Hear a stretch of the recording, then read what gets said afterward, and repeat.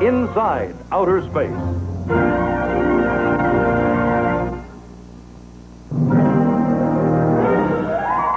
And now your host, Walt Disney. We hear a lot about far-out musicians, and they really are, you know, way ahead of everybody else. Their songs had us flying all over the world when the Wright brothers were barely off the ground. So when you start hearing songs about something, you can figure that whatever it is, it's about to happen. Love is better the second orbit around. Jupiter baby, never on Venus. Come, Josephine, in my new X-15. When you whoosh upon a star, I found $1 million baby in a used rocket lot. The capsule goes round and round and so forth. Now, judging by all of this, we'll soon see the tired businessman blasting off to the moon for a few craters of golf. We got a little space music of our own cooking up. A little ditty we call Rocket Full of Dreams. Can we hear it, kids?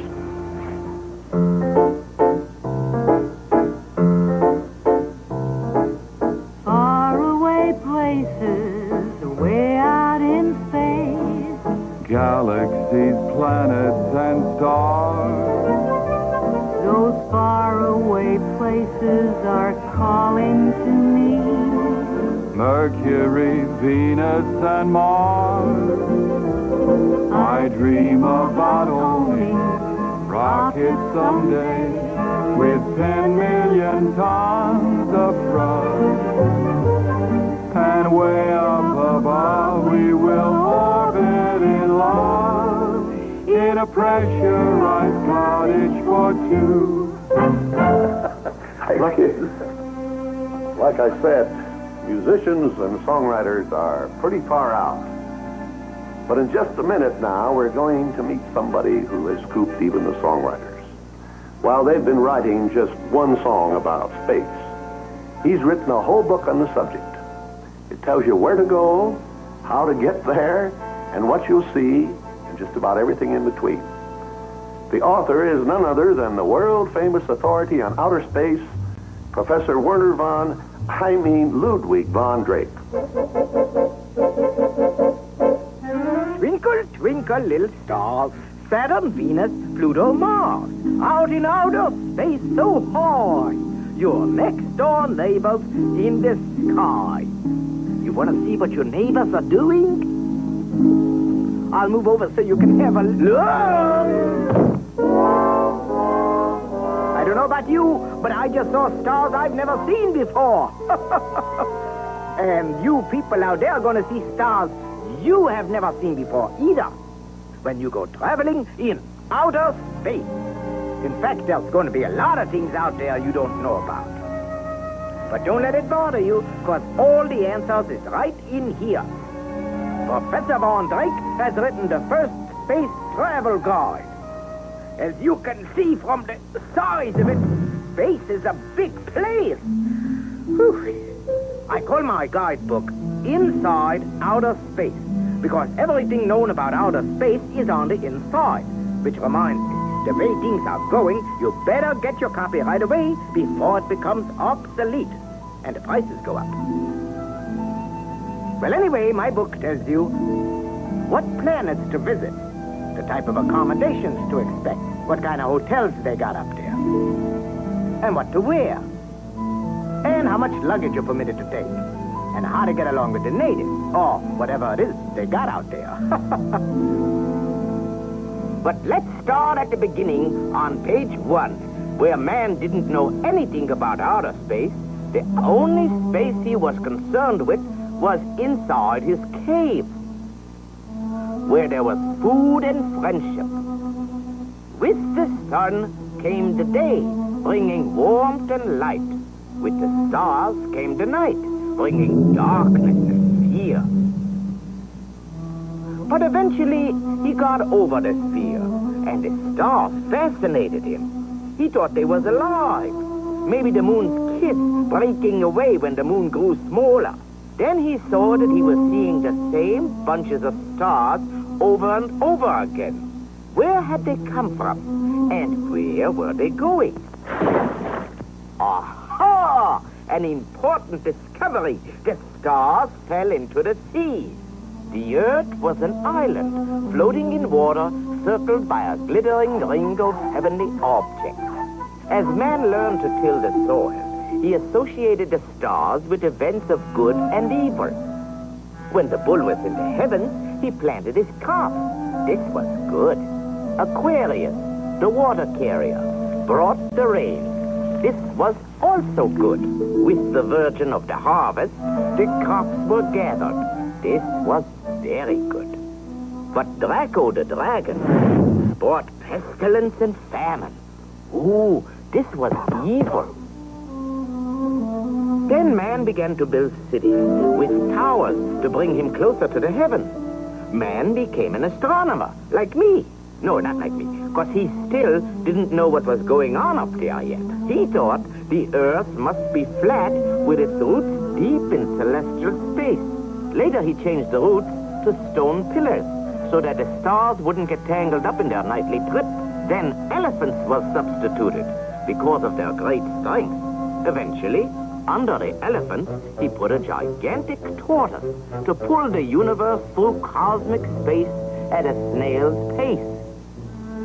The Egyptians drew the Earth as a reclining figure with the star-filled sky bending over the top. Shu, the god of air, kept them apart, while the sun and the moon sailed back and forth in a small boat. The great Greek philosophers gave the world many profound conceptions of Earth and space. Plato said, I have found the Earth to be the perfect shape of a cube, standing in the center of the universe, with all other heavenly bodies scattered round and about.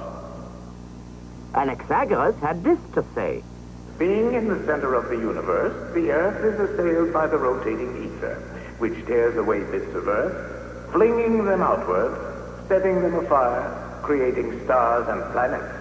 Then there was Aristarchus. Gentlemen, I disagree. The sun is obviously in the center, with the Earth and other planets traveling in circular paths. And thus the sun... Finally, there was Ptolemy. Learned men of science, I have listened to all your arguments. I now decree that our great Earth stands immovable as the hub of the universe, the supreme center of intelligent thinking. Ptolemy's decree was blindly accepted, and space science was set back at least 1,000 years. They called it the Dark Ages because everyone was in the dark. It was an age of superstition and sorcery. With the Renaissance came a learned monk, Nicholas Copernicus. He proved with arithmetic that the Earth was not the center of the universe, but one of the many planets circling around the sun. In 1610, Galileo published his Sidereus Nuncius. It described the wonders of the heavens as seen through that great new invention, the telescope. The planets were not spots of light, but spheres, like the Earth. Jupiter had belts of color. Venus had phases like the moon. Saturn had a gorgeous ring, and Mars was round and red. Galileo had finally straightened things out up there. Perhaps the most closely observed heavenly body outside of Jane Moon's field is the moon itself. Now, this interest in the moon starts when we're just kids. Little kids. Look at these moons in every one of them. Oh, aren't kids' imaginations imaginative? Sometimes I wonder why I remain a bachelor. Oh, there's nothing like the pitter-patter of little voices. The man in the moon came down too soon and asked his way to Maureen. He went to the south and burned his mouth to suffering home peacefully. Hey, diddle, diddle, the cat in the fiddle. The cow jumped over the moon. The little dog laughed to see the sport. And the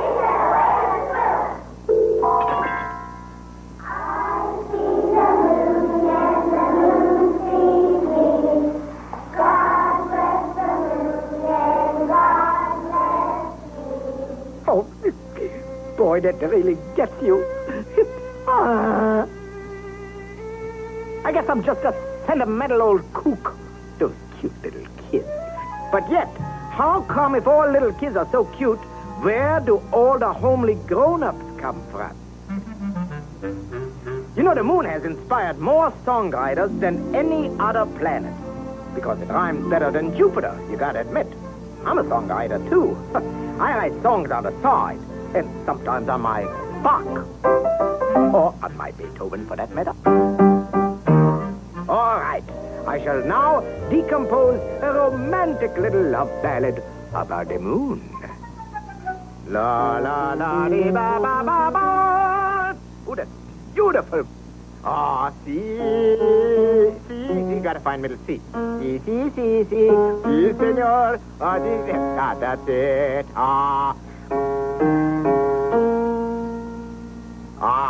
See the moon, wrinkled like a prune. Ooh, that's terrible. That's gonna own the tune. All right, let's see, what should it be? It looks like a baboon. Ooh, where did all that monkeying around come from? All right, let's see. Loon, goon, June. That's it. Goon. That fits the tune. Love will bloom, and you will coon. They don't call me the Bingle for nothing, you know. Well, anyway, you get the general idea, didn't you? Oh, here is some advice. Always design the cover first. It's the hardest part. All right, take it, boys. I see the moon shining down on lovers, floating in a gloom. I see the moon on a sandy dune by a blue lagoon. All the hollyhocks in bloom fill the air with sweet perfume. Soon, pretty soon, love will bloom and you will croon. I see the moon that shines in June like a macaroon. I see the moon, we will sing it soon. Rhyme it always moon. Soon, soon, June and moon, there'll always be a honeymoon. Honey, honey, honey, moon, moon, moon. I see the moon that shines in June like a macaroon. I see the moon, we will sing it soon. Rhyme it always moon. Soon, soon, June and moon, there'll always be a honeymoon. There'll always be a honeymoon. Honey, honey, honeymoon, with Daniel Boone. There'll always be a honeymoon.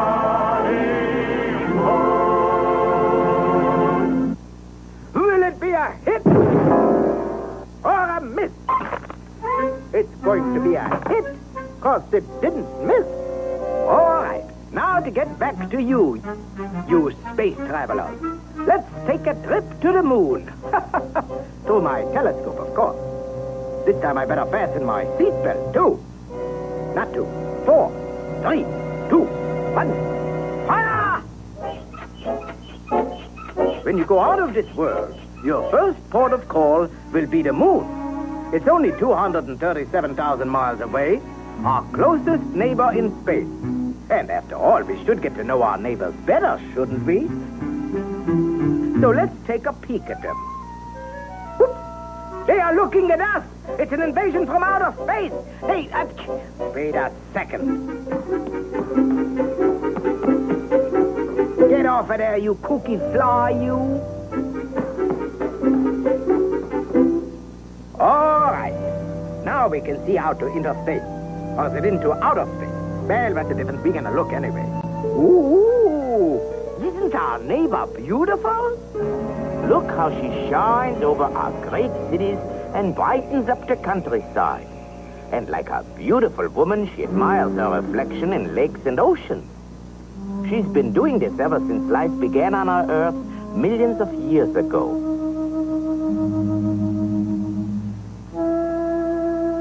No wonder primeval man was attracted by the moon. Legend tells the story of an old man who, while digging, discovered a small, shiny object. As he held it in his hands, it grew and grew and grew, and finally escaped into the sky to become the moon. To some, the moon was sort of a personality. Sometimes it had the face of a man, or better yet, a woman. Others even thought they saw a four-eyed leopard. But it wasn't the different faces that really threw them. It was the different phases. You know, the way it always changes its shape. The ancient Hindus believed it was their god of night, slowly turning his lamp as he moved across the sky. The Aegeans, on the other hand, thought the moon was a silver shield, reflecting the seas and the mountains of the earth. Moon worship was an important part of many ancient religions. The Sumerians called the moon Nana, and the golden calf with crescent horns was a symbol of reverence. This is the Egyptian moon god, Thoth. He was the chief timekeeper of that time, you know. 12 times between the annual rise of the Nile, the moon grew to fullness. This gave Egypt one of the first lunar year calendars. And here is Diana, the Grecian moon goddess, who was such a beauty the Romans built a silver temple in her honor. Some primitive people were scared out of their wits by an eclipse. They believed a giant serpent was devouring the sun's light, so they danced and made great noises to frighten the moon beast away. And away he would go. The author of the first book devoted completely to the moon was Plutarch. He said the moon was simply a smaller Earth, but unlike the Earth, its inhabitants were demons. This weird idea inspired one Lucian of Samosata to write what was perhaps the first science fiction story about a very strange journey to the moon in 160 A.D.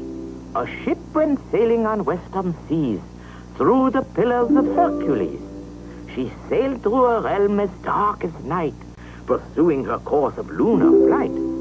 The Moon King held his hand aloft and cried to far and near, "Begone, ye earthling creatures bold.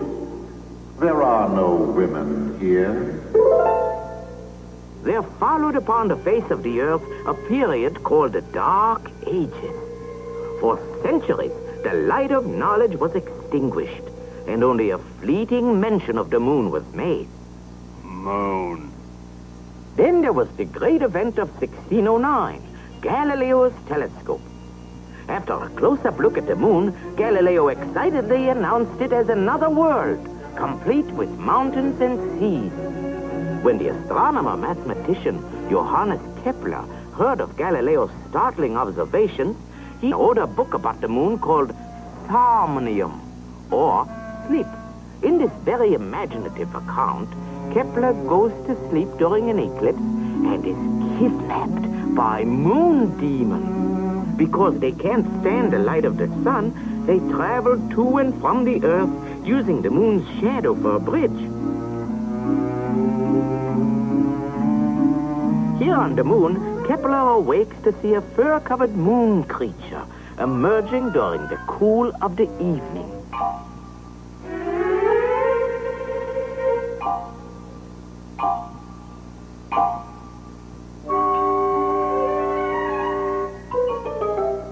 Amazing. Astounding! Kepler's experience inspired the English Bishop Francis Godwin to write a book called The Man in the Moon. Anyway, his hero is a Spanish gentleman exiled on St. Helena who escapes by building a flying machine propelled by bird power. He realizes too late that these birds are of a rare type that migrates all the way to the moon. However, the trip's interesting, and he finds that the moon's inhabitants vary in size according to their rank. Their only language is music.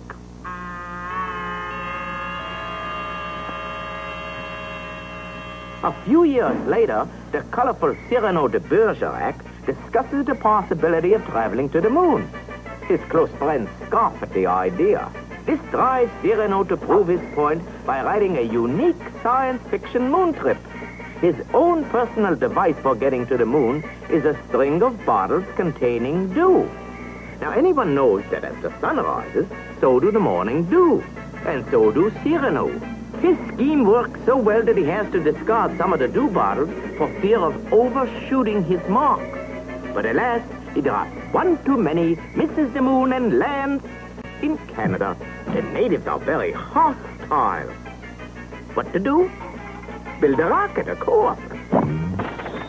This time, he is more successful. When his fuel supply gives out, the moon's gravity helps him make a triumphant lunar landing.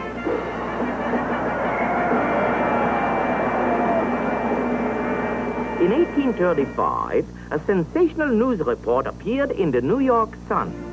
Sir John Herschel, noted astronomer, has discovered life on the moon.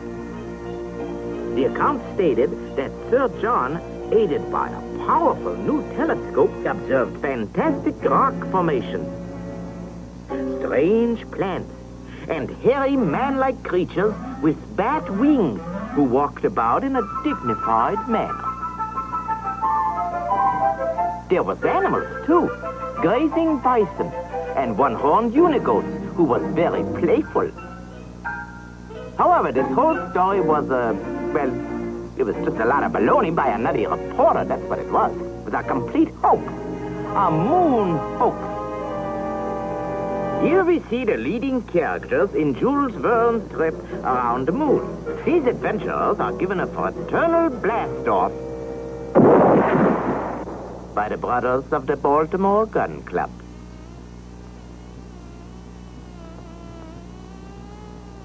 After a very hazardous trip, the daring spacemen are given a hearty reception by the brothers of the Baltimore Gun Club. Frequent reference to the moon is made in great literature. Shakespearean societies have long delighted in such lunar lyrics as Romeo. Arise, fair sun, and kill the envious moon. Juliet. Oh, swear not by the moon, the inconstant moon that monthly changes in her circled orb. Othello. It is the very era of the moon. She comes more nearer Earth than she was wont, and makes men mad.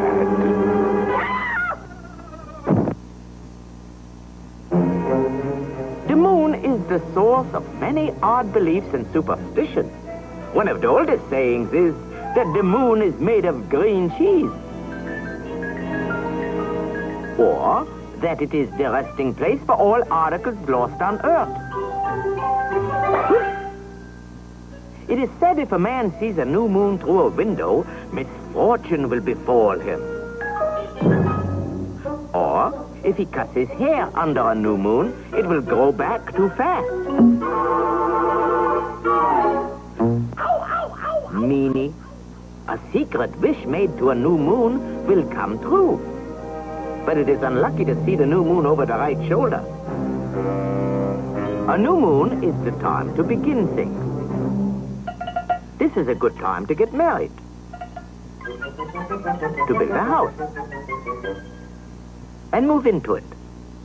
Caesar once said that the dark of the moon is a good time to start a battle.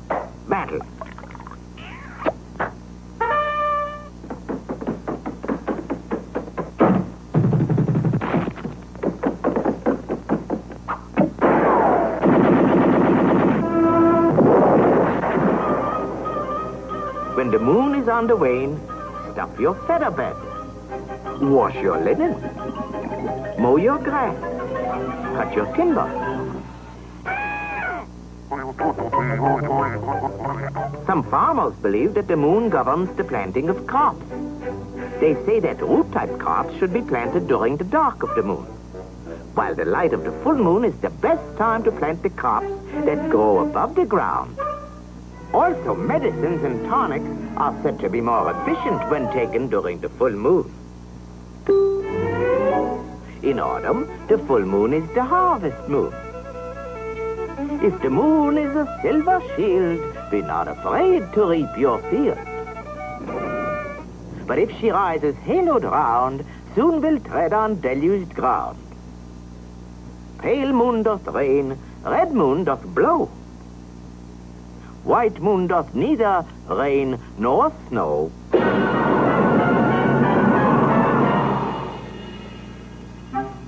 It has been said that money exposed to the dark of the moon will increase as the moon becomes full.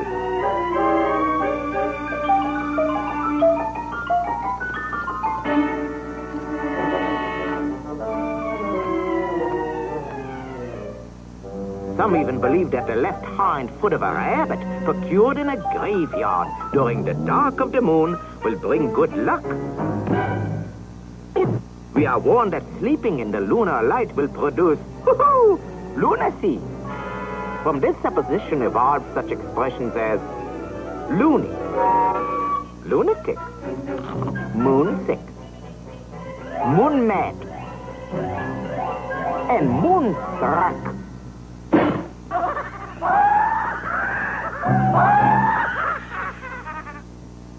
And now, for the most important chapter in my space travel guide. Now, which one is the most important? There are so many of them. Ah, yes, here it is. Spaceship etiquette. You know, before you can plant your tootsies on another planet, you got to get there first. And behavior on a space trip will have to follow a whole new set of rules. Let's see how these rules will affect a typical Homo sapiens extraterrestrialis. Which means, as you all don't know, space traveler. And I guess a logical place to start would be at the takeoff. And boy, if you haven't done it before, it's going to be quite an experience when you are fired into space. You get an inkling of this when you are riding in an automobile. Step on the gas and you're pressed against the back of the seat. The body is resisting the change of motion. On the other hand, when coming to a stop, there is a tendency for the body to move forward. We have made tests with rocket sleds that duplicate the stresses of an actual takeoff.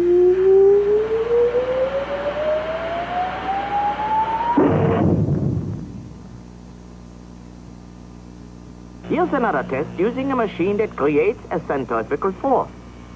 It's like a runaway merry-go-round. Put a man in it, spin him around, and he experiences the pressure of gravity. More speed, more pressure. More speed, more pressure. The faster you go, the flatter you get. What a way to die.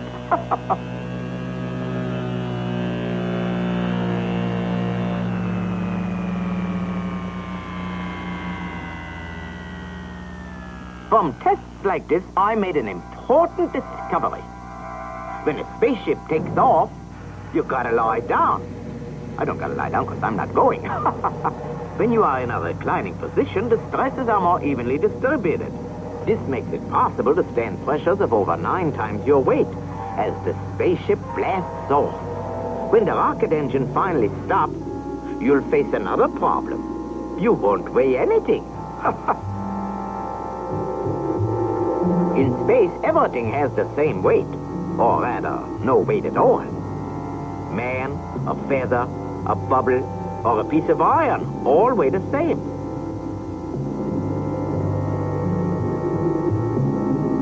However, man is designed to live with gravity, that down-pulling force which Sir Isaac Newton first explained. Any two bodies attract each other with a force which is proportional to the product of their masses and inversely proportional to the square of the distance between them. Or, what goes up must come down. Loud alarm signals sound throughout the nervous system whenever we are in danger of stumbling or falling. But weightlessness is not such an unusual experience. You feel it for a moment in a dive, on a roller coaster, in an elevator. But cut the cable and you'd have the exact feeling of weightlessness in space till you hit the bottom.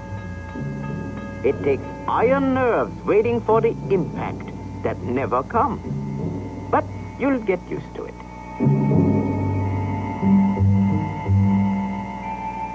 Just like you'll have to get used to the fact that up and down no longer exist.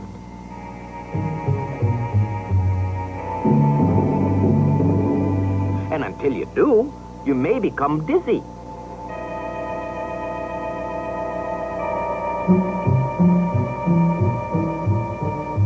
You got to learn to guide yourself only with your eyes.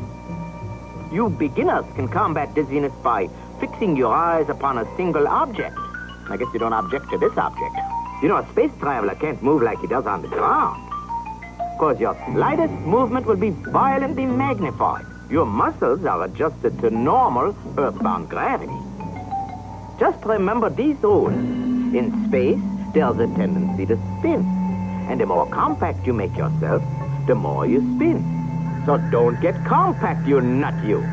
Spread your arms and your legs and you slow down. In fact, after a trip or two, you should be able to dog paddle like a fish through the air. A flying fish.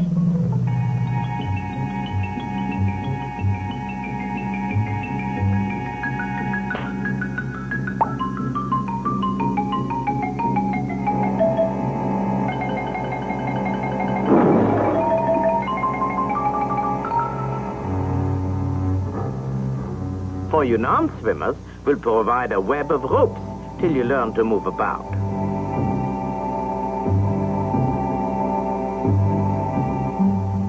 After all, weightlessness is something you are going to have to learn to live with. On Earth, the atmosphere protects us from dangers in space. But out there, it's different.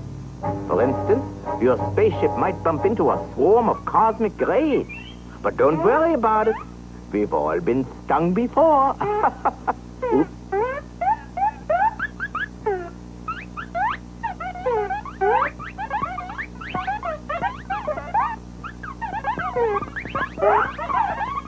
After all, there could be bigger problems, like a meteorite. Look out!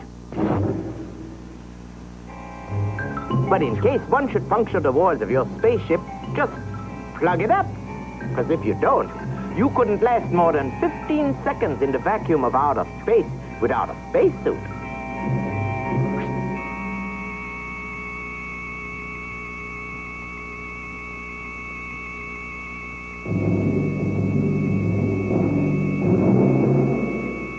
Besides, the intense radiation of the sun would barbecue you on one side and freeze you on the other. So be prepared. Be sure to bring along a spacesuit, and be sure it's from a reputable manufacturer. You don't want to stint around here. In choosing it, make sure the suit is flexible, airtight, and carries plenty of oxygen. Most standard brands feature built-in all-purpose equipment. Besides protection, look for maneuverability. Standard equipment should include a portable rocket unit for propulsion.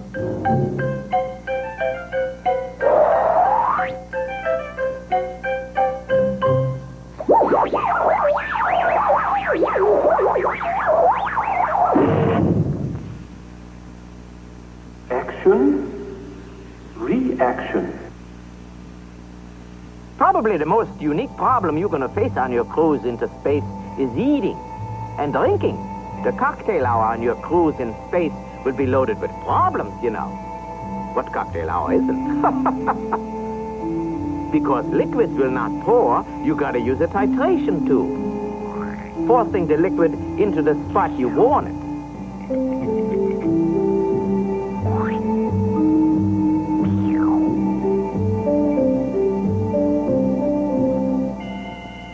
And unless that spot is leak-proof, it'll escape and float all over the place until everything is covered with a wet film.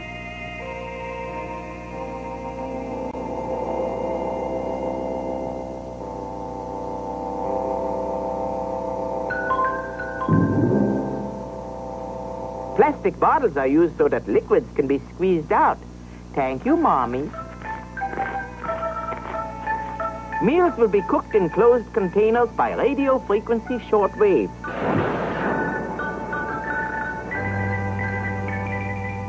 In space, you won't have to worry about a proper fork to use. Just grab the sugar tongs. You can forget about dieting out there, too. You might look like a fat slob, but you'll never be overweight. On a space cruise, even recreation is different. Instead of shuffleboard, we got three-dimensional pools.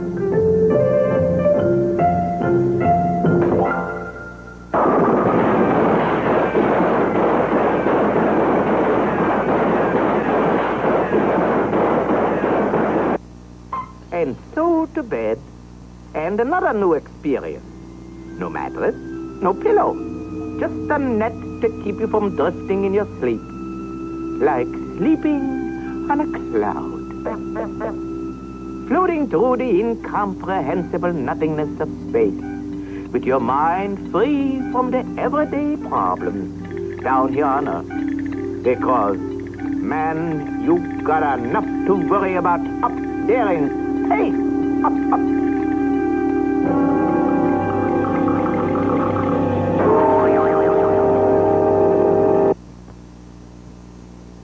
As I've told you before, the moon is just your first stop on your trip into outer space. Beyond are many exciting spots to visit. There's Mars, Neptune, Venus, Long Beach. What am I saying? And don't miss Pluto. Ooh, it's a must. Of course, to visit those, you're going to need a longer vacation, like, say, a year or 2 or 3 or 4. But it'll be worth it. Jupiter, for example, has 12 moons. That's a lot of moonshine. They're handy for side trips. And you can travel around Saturn on space's largest freeway. The Venus out there is just as beautiful as the Venus down here. Mars is probably the most popular stopping place of all. So if you plan to visit it, you better get your reservations in early. You know, for years, people have been speculating about life on other planets. One of the first was the romantic Frenchman, Bernard de Fontenelle. While walking with a young lady in a garden, he discusses with her the possibility of life on other worlds. She is delighted with the prospect of learning astronomy. The sun is a boiling ball of liquid gold. The inhabitants cannot see these riches. They are blind. Mercury is so close to the sun that the people are crazy with the heat. Venus is the planet of passion. People do not cook because they live on air, music, and love. The men of Saturn are very cold and miserable. They never move from the spot where they are born. Jupiter is so big that people never see or meet other people. Mars is very populated with luminous birds who do not fly.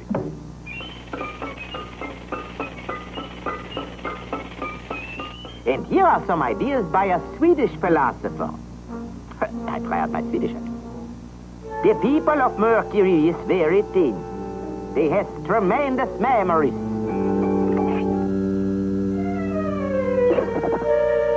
Their cattle is extremely small. The natives of Jupiter is pretty. They do not lie or steal, but they is terrified at the sight of their giant Jupiter divorces. There are 2 kinds of people on Venus. Mild people and wild people. Inhabitants of Mars is clothed in fibers. They converse by means of thought transference. During the 19th century, Mars was regarded as the planet most likely to harbor life, especially after some kooky astronomers thought they saw specks of light appear on the surface of the red planet.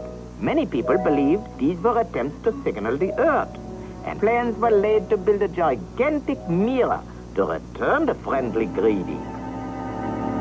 Kurt Laswitz thrilled the world with his story about a crew of Earthmen who are captured by a magnetic Martian spaceship. The Earthmen are taken to Mars, where they are wined and dined on tasty synthetic food. Where'd he go? There he is.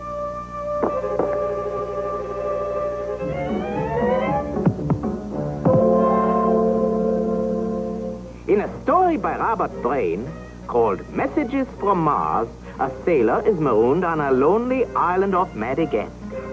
He discovers a rare and powerful telescope plant, which he immediately focuses on Mars. The Martians he sees are exactly 10 feet tall. Their favorite culture is music, which they inhale in great quantities through their noses.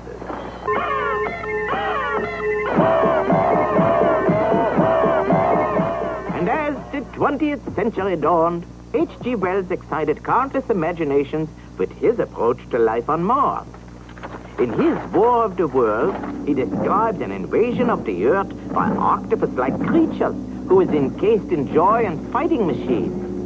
With their heat rays and poisonous gases, they are quite invincible until they encounter the, guess what, common germs in our atmosphere.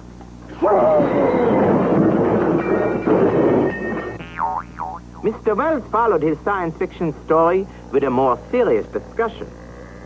He reasoned that plants would grow taller and thinner in the weaker gravity of Mars, and insects would probably be larger than those on Earth. The Martian animals covered with fur or feathers during winter would lose their coverings with the coming of summer.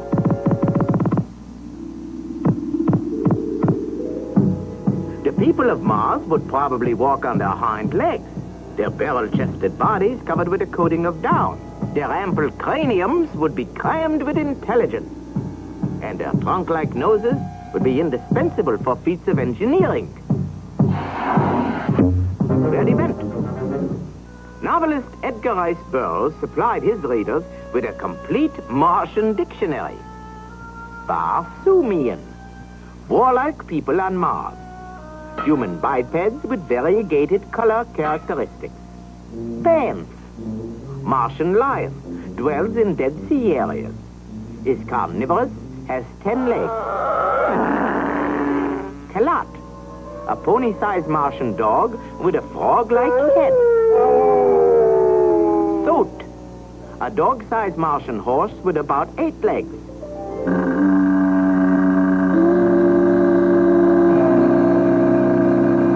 Martian plant man, half human, half plant, 10 feet tall, has one white-ringed protruding eye.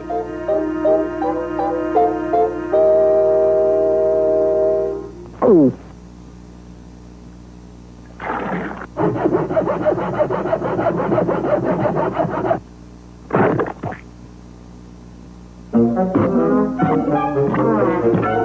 Through the years, there have been frequent rumors that Martians disguised as Earthmen walk among us. That's silly. These stories is perhaps strengthened by the thousands of reports of unidentified flying objects passing in an endless procession across our skies. Today, there's tons of junk written about life that is supposed to be on these planets. Look at some of these titles. True fantastic comics. Super horrible comics. Impossible science comics. Impossible is right. This stuff is so full of baloney. Come to think of it, I like baloney, though, so I think I'll take a little potluck. But you boy, this one's going to be hard to swallow. Like all the others, it starts at an ultra-secret government space project. And the hero is a young electronics genius who is always busy formulating new laws of thermodynamics and astrophysics and how much is 2 and 3. The heroine is his secretary. Efficient, hard-working, and rather attractive. Of course, the villain is a mechanical robot from Mars. Naturally, what else? He's usually controlled by a mastermind whose appearance is so horrible we can't reveal it at this time. The escape device is a late-model electrophlegmatic flying saucer. The same old story plot, too. Concerns the lack of some precious element on Mars, like women?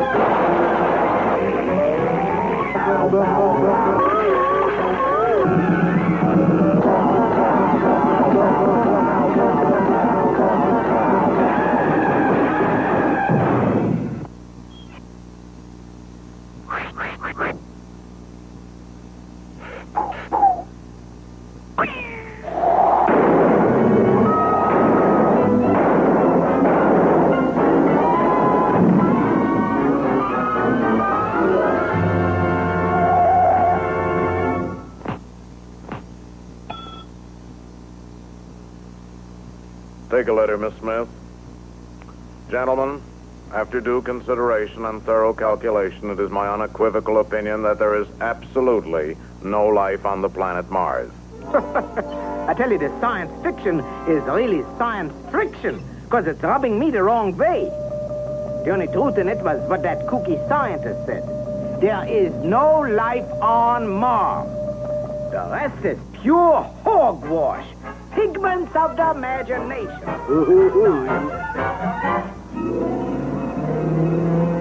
And I'll say it again and again, and I'll say it again. There are no such things as Martian monsters. So feel free to take the trip.